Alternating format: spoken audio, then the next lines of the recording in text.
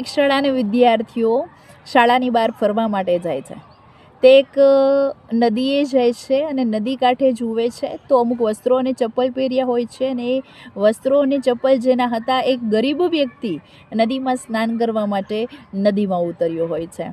ત્યારે આ જે વિદ્યાર્થીઓ હતા એને રમત કરવાનું સૂઝે છે, પેલા વ્યક્તિને હેરાન કરવાનું સૂઝે છે. તેથી એવું નક્કી કરે છે કે આપણે આ વ્યક્તિના કપડાં અને ચપ્પલ સંતાડી દઈએ. પરંતુ તે ગરીબ વ્યક્તિના ગુરુજી આ સાંભળી જાય છે. તેથી આ છોકરાઓને કહે છે કે જો તમે આ વ્યક્તિને હેરાન જ કરવા માગો છો ને, હું તમને કહું ને એ રીતે તમે કરો એટલે એ વ્યક્તિ હેરાન થઈ જશે.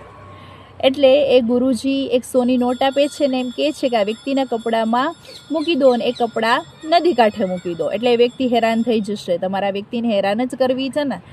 ત્યારે એ સોની નોટ એના કપડામાં મૂકી અને એ કપડાને નદી કાંઠે મૂકે છે. પેલો વ્યક્તિ સ્નાન કરીને બહાર આવે છે, કપડાં પહેરવા જાય છે, ત્યાં સોની નોટ તેને દેખાય છે. સોની નોટ જોઈ તે ખરેખર હેરાન રહી જાય છે અને બે બાકડો થઈ જાય છે, ને આમ તેમ જુએ છે પરંતુ તેને કોઈ દેખાતું નથી. ત્યારે તે ભીની આંખે આકાશ તરફ જોવે છે અને ઈશ્વરનો આભાર માને છે કે તારો ખૂબ ખૂબ આભાર, તારો ખૂબ ખૂબ ધન્યવાદ ઈશ્વર. આજે 100 રૂપિયા તે કોઈક દ્વારા આપ્યા છે, તેનાથી મારા પરિવારનું જમવાનું થઈ જશે અને આ સાથે જ મારી પત્નીની દવા પણ લેવાઈ જશે. તેથી તારો ખૂબ ખૂબ આભાર.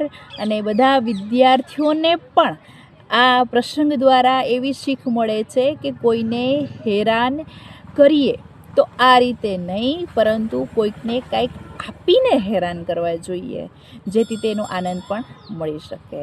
તો આવા સારા વિચાર સાથે, સારી વાર્તા સાથે અસ્તુ.